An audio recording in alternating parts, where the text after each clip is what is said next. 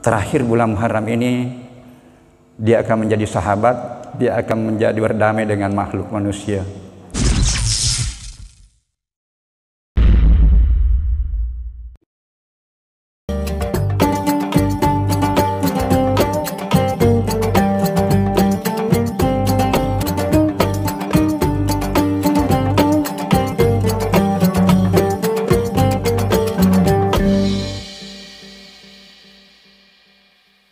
Bismillahirrahmanirrahim. Assalamualaikum warahmatullahi wabarakatuh.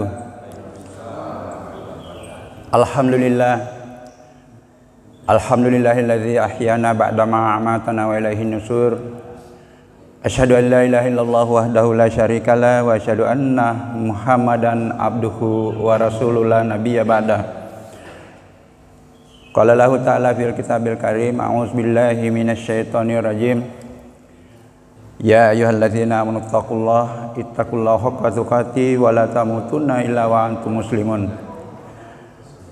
Wa qala aidan ya ayyuhalladzina amanu wabtagu ilaihil wasila wajahidu fi sabilihi la'allakum tuflihun. Shadaqallahul azim. Hadirin sidang jamaah subuh yang insyaallah dimuliakan Allah. Puji dan syukur senantiasa kita panjatkan kehadirat Allah Subhanahu wa taala, Tuhan yang menggenggam jiwa manusia pada saat mati dan tidurnya, melepaskan sebagian sampai batas waktu yang tidak ada yang tahu kapan, di mana dan bagaimana caranya.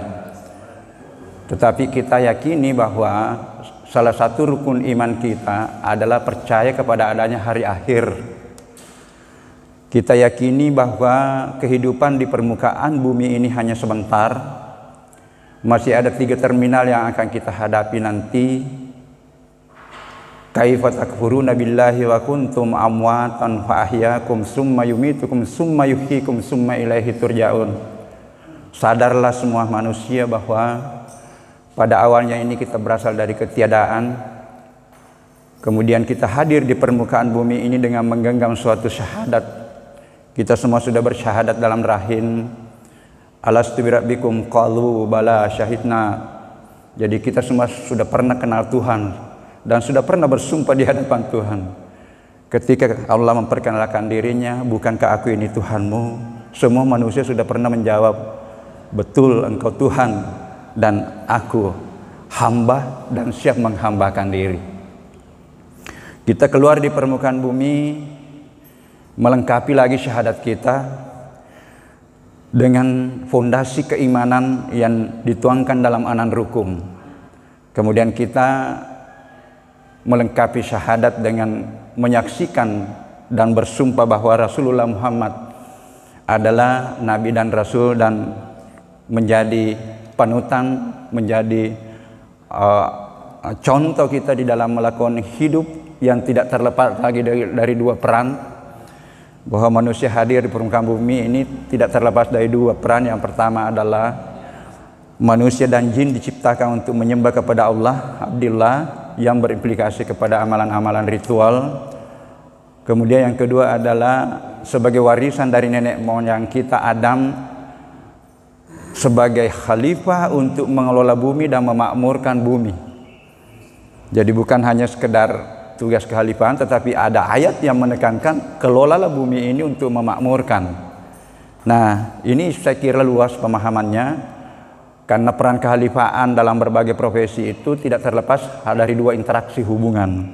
Yang pertama yang berhubungan dengan interaksi kemanusiaan, yang kedua yang terkait dengan hubungan bagaimana memanfaatkan sumber daya alam. Saya dari ilmu pertanian, jadi sebenarnya peran kekhalifahan saya sebagai orang yang mengkaji ilmu pertanian bagaimana memanfaatkan sumber daya alam dengan tetap melestarikan sumber daya alam. Ini yang saya coba juga melakukan suatu rekonstruksi di dalam bagaimana mengembangkan ilmu dan teknologi pertanian, bahwa sesuai rambu-rambu dalam Al-Quran bahwa kelolalah alam ini tapi jangan merusak. Kalau begitu saya bilang ilmu dan teknologi pertanian harus memenuhi ada 3 syarat, barulah dikatakan ilmu pertanian masa depan. Yang pertama adalah produktif, karena memang dituntut bagaimana mengelola untuk supaya produksinya bisa meningkat, tapi tidak cukup itu.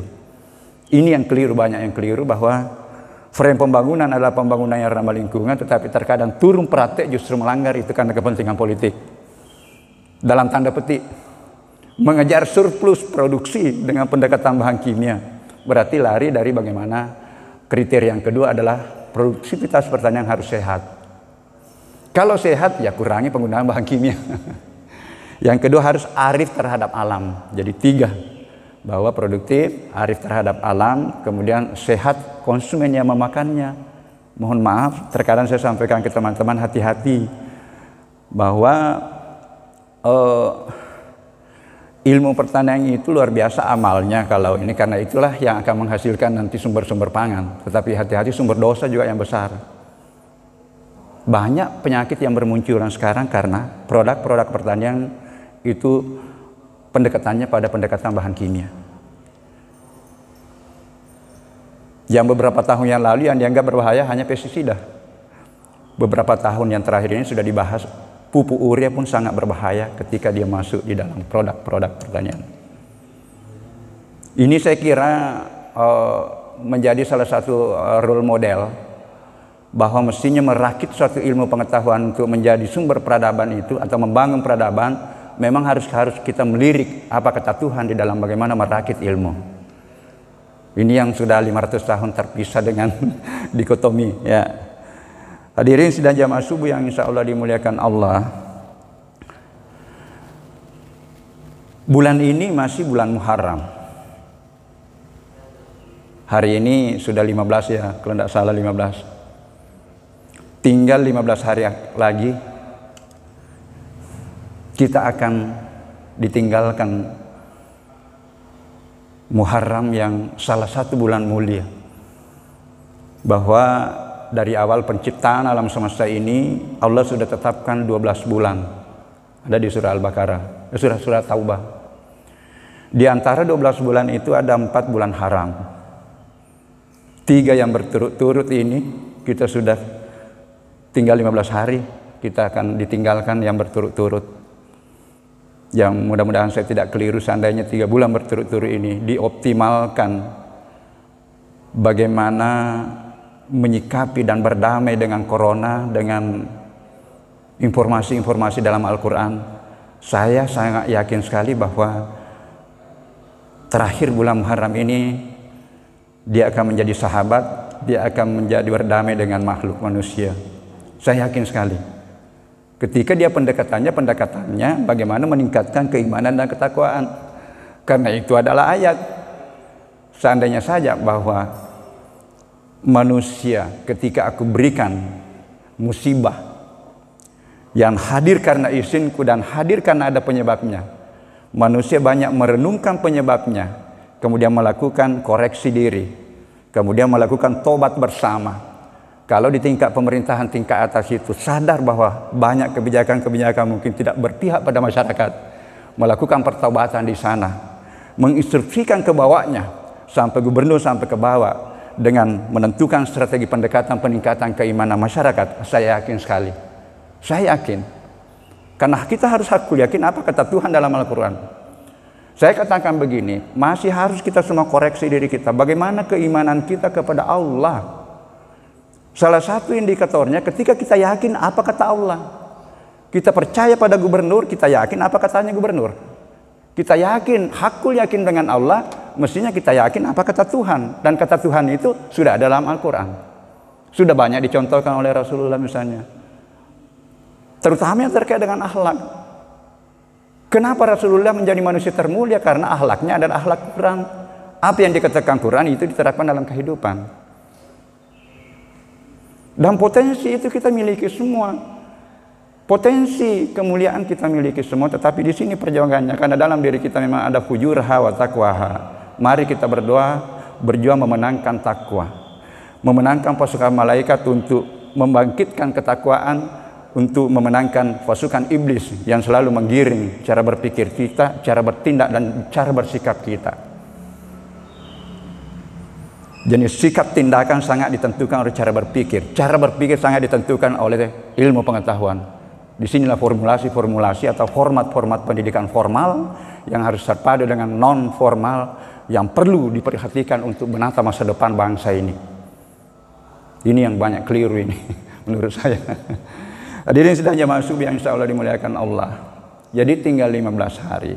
Saya katakan begini, ketika kita sudah termotivasi untuk melakukan ibadah, bukan hanya karena kewajiban, tetapi karena kecintaan terhadap ibadah, terutama yang sunnah-sunnah itu, karena wajib itu jelas memang itu kalau wajib tidak dilaksanakan berdosa. Tinggal wajib juga perlu memang. Kalau belum awal waktu, terapkan awal waktu. Kalau sudah itu awal waktu, tidak ada ini tambah yang sunnah-sunnah. Kemarin saya ada diviralkan itu. Sampai sedikit saya diskusi dengan Profesor Jalal, karena langsung dia salahkan cara berpikir saya. Karena ada pimpinan pondok pesantren yang menyuarakan dan dia berikan judul itu vaksinnya vaksin spiritual atau vaksin syariah. Kalau saya cenderungnya ke vaksin spiritual. Apa yang dia ungkapkan di situ bahwa Islam ini sangat lengkap dan jarang disuarakan pada kondisi ini, mestinya itu yang disuarakan. Jadi saya share itu karena saya anggap ini bermanfaat. Saya hanya kasih bahwa mestinya beginilah ulama bersuara. Di akhir ini 1 tahun saya ada sebelah kita Anda ada suara begini. Dia sampaikan begini. Salah satunya kalau bangun kena itu karena terapi yang paling efektif di dalam tubuh kita adalah bagaimana menterapi sumber diri kita. Apa itu sumber diri kita? Air. Wa ja'alna minal ma'i kulli syai'in hayyin, bahwa seluruh yang hidup aku ciptakan dari air. Jadi kalau itu diterapi dengan air, insya Allah. Bagaimana terapinya? Ya, baca-bacakan doa juga itu air. Masuk juga yang ke pendekatan ilmiah, kasih hangat itu air baru minum pada saat bangun katanya. Itu. Yang kedua, dia sampaikan begini. Yang jadi masalah di corona ini kan saturasi oksigen. Rupanya dia temukan dan kiai ini dia ukur sendiri pada saat itu. Katanya saya ini punya alat pengukur saturasi oksigen. Ada 3 tempat ditemukan saturasi oksigen itu naik di dalam tubuh kita. Yang pertama yang paling tinggi pada saat tahajud. Ini juga ayat. Wa minal laili fatahajjat bihi nafilatan laka asa an yab'asaka rabbuka maqaman mahmuda. Surah Al-Isra 79, 78 kan perintah salat wajib. Setelah itu Allah sambung. Tambah-tambah sambalu. Otok kok dari sepertiga malam. Bangun di situ. Salat tahajud. Niscaya aku akan memberikan posisi makaman mahmuda. Posisi kemuliaan. Mohon maaf kalau Allah yang memuliakan kita, insya Allah kita akan dimuliakan oleh makhluknya, yakin saja. Cuma memang butuh kesabaran, butuh perjuangan di dalam kehidupan sosial ini, berinteraksi sosial. Karena terkadang memang kita berupaya menegakkan kebenaran, akan Anda tersingkir dalam suatu komunitas ketika Anda berdiri sendiri di dalam menegakkan kebenaran. Tapi itu juga ayat bahwa hamba yang akan menegakkan kebenaran berada pada jumlah yang sedikit. Makanya ada doa itu, ada yang berdoa, ya Allah masukkan aku di dalam golongan yang sedikit. Hanya sedikit bersabar, hanya sedikit bersyukur. Begitu ayat semua itu. Jadi mohon maaf kalau saya tidak keliru bahwa segala sesuatu yang terjadi itu adalah sudah ada informasinya sebenarnya dalam Al-Quran dan sudah ada yang dicontohkan oleh Rasulullah Muhammad SAW. Hadirin sidang jamaah subuh yang insya Allah dimuliakan Allah. Jadi yang kedua dia temukan, dia ukur setiap dia sudah sholat subuh. Sholat subuh. Disinilah semua rahasianya. Rasulullah sudah menyampaikan, termasuk sholat jamaah. Seandainya seluruh sholat 5 waktu itu tidak mampu kita untuk berjamaah, Rasulullah kan menyampaikan itu. Pilihlah 1 waktu saja, jangan lalaikan sholat jamaah subuh. Inilah mungkin salah satu makna salat sunatnya saja lebih mulia daripada dunia dan isinya. Bisa dibawa ke situ semua. Di sini paling tinggi katanya saturasi oksigen. Itu dia ukur dirinya. Dia ukur karena ada alat dia beli itu Pak Kiai itu. Kemudian yang ketiga pada saat salat duha. Saya yakini sekali lagi Meskipun tidak disorakan oleh MUI, disorakan oleh para ulama. Mari kita terapkan ini. Itu sudah terbukti. Puasa ini sudah juga terbukti. Tidak pernah disorakan. Bagaimana? Di bulan-bulan haram itu kan disunahkan memperbanyak puasa. Tidak pernah disorakan. Bulan yang paling mulia untuk berpuasa setelah bulan Ramadan adalah bulan Muharram. Bulan Muharram disebut sebagai Syahrullah. Afdalus siyam ba'da Ramadan. Ya, ada ini ya. Bahwa puasa setelah bulan Ramadan itu Syahrulillahil Muharram. Pada bulan Allah, yaitu bulan Muharram. Kenapa yang begini-begini tidak disorakan? Ini juga pendekatan ilmiah. Sudah ditemukan dan dapat hadiah Nobel yang menemukan yang disebut dengan mekanisme autofagi di dalam tubuh. Ya, meskipun di luar kita itu dia katakan intermittent fasting. Ya, jadi ada waktu-waktu tertentu itu dia batasi memang makan, dia tidak makan satu hari. Kalau kita kan sudah ada sunnahnya. Kenapa kalau tidak ada asupan makanan masuk? Sudah ada tentara tubuh diciptakan oleh Allah. Ada 5.000 enzim pangkal. Awal penciptaan manusia itu ada 5.000 enzim pangkal diciptakan oleh Allah dalam diri kita. Salah satunya itu tadi dia berperan ya, memandu proses metabolisme di dalam tingkat sel. Dia memakan, dia mencari itu makanan karena dia kan mau hidup juga. Ya, dia mencari, dia menerkam sisa-sisa metabolisme, racun-racun tubuh, termasuk kalau ada virus masuk dia terkam, kemudian dia proses menjadi energi dan menjadi imun tubuh. Dapat hadiah Nobel ini. Ini tidak pernah juga disorakan. Mohon maaf. Mungkin harapannya itu biar pribadi-pribadi, tetapi alangkah bagusnya kalau ada fatwa yang dirumuskan melalui pendekatan Al-Quran, melalui pendekatan Rasul kemudian difatwakan, alangkah bagusnya. Bukan fatwanya hanya memverifikasi apa yang dikatakan oleh orang. Oh, halal divaksin. Oh, ini bisa memang pakai masker pada saat sholat. Mohon maaf kalau saya keliru. Ini juga begitu, terkadang foso maka saya, terkadang foso maka kalau ini. Karena ini juga sudah ditemukan, semua huruf yang diciptakan kalau mengaji itu yang dimulai dengan itu adalah menarik oksigen lebih 2 kali, kalau kata 2 kali lipat lebih. Astagfirullah itu 2 kali lipat oksigen masuk di dalah paru-paru dibanding dengan tidak mengucapkan astagfirullah. Siapa yang bilang? Dokter Asia Dahlan yang salah satu alumni kedokteran Unhas yang jadi hebat sekarang. Kalau kita buka YouTube itu hampir sama itu populernya Adi Hidayat. Baru dia menarik karena dia menceramah dengan ada slide dan ada ilustrasi.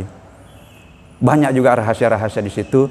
Selawat saja dipegang yang sakit, insya Allah dia akan mengaktifkan stem cell yang menjadi sekarang sistem pengurapan baru dan sangat mahal. Dari mana dasar berpikirnya bahwa kita semua berasal dari satu sel yang disebut dengan stem cell yang bisa berkembang menjadi organ. Ditemukanlah itu, makanya sekarang sistem pengobatan ditanam stem cell kita ini, ditanam dalam diri, dia mencari sendiri di mana yang rusak. Rupanya selawat bisa mengaktifkan. Dokter yang bilang. Pegang saja, jadi maka kemana aja boleh biasa Pak Guru kita tandingi selawat. Tapi memang tidak sama kalau instan. Kalau instan misalnya pendekatan bahan kimia tidak sama. Harus kesabaran, di sini ditata kesabaran. Ya, ini kemarin saya diskusi karena dia salahkan saya langsung Pak Jalal. Tidak begitu Prof. Kalau begitu cara berpikirnya Prof, katanya mati Fakultas Kedokteran Unhas. Maka tak balik cara berpikirku, justru hidup seluruh ilmu ketika dia dikembalikan ruhnya ilmu. Karena kenapa mati ilmu sebilanya membangun peradaban yang ini luar biasa kita lihat, semua serba materi, semua serba rasionalitas, karena hilangi nyawanya itu ilmu. Jadi dengan mengembalikan, bukan saya bilang saya tidak terima itu, saya ini orang eksakta, tetapi bagaimana pemikiran-pemikiran rasional ini dibungkus dengan suprarasional. Karena mendekati suprarasional itulah objektivitas yang paling tinggi, yang ketika hampir berimpis dengan subjektivitas. Tapi memang tidak mudah karena pendekatan filsafat dulu. Ilmunya beliau pendekatan filsafat dulu baru bisa merubah cara berpikir kita. Dia bilang bukan mati, justru dia tambah hidup karena dikembalikan ruhnya. Saya bahasakan spiritualisasi ilmu. Tapi ruhnya ilmu pertanyaan saya berdasar pada apa kata Quran untuk memformulasi ilmu dan teknologi pertanyaan. Begitu nanti politik, begitu nanti fisika. Ini fisika banyak sekali terungkap rahasia-rahasia kehidupan. Kalau masuk di fisika virtual itulah yang di dalam tingkatan tasawuf. Boleh nanti kita balik bahwa sebenarnya diri kita ini adalah makrokosmos, di luar adalah mikro. Karena kalau sudah masuk di virtual itu sebenarnya ada semua di dalam diri kita untuk menjelaskan apa yang di luar diri. Ini sudah di tingkatan-tingkatan tasawuf. Saya kira itu mungkin sebagai naib melampe ini kafan. Jadi memang butuh perdebatan-perdebatan terutama yang terkait dengan penataan ilmu untuk menata peradaban. Dan saya yakin sekali di Indonesia inilah bisa hadir peradaban baru ketika formulasi ilmu mulai dari pendidikan formal, non formal ditata dengan benar. Tapi menteri kita ini milenial, tapi saya melihat cara berpikirnya bagus, cuma mungkin harus disentuh dengan bagaimana. Ada yang cukup pesimis katanya, dia kan dari Amerika itu, tidak apa-apa dari Amerika. Kalau cara berpikirnya memang, ini yang luar biasa itu kan mengenai ukuran-ukuran keberhasilan dengan indikator-indikator karakter itu sudah cukup. Cuma bagaimana masuk ke situ, inilah perlu dibungkus dengan pendekatan budaya dan pendekatan religi. Itulah spiritualitas. Saya kira itu mudah-mudahan ada manfaatnya sebagai naib pada kesempatan ini. Mohon maaf atas segala kekurangannya.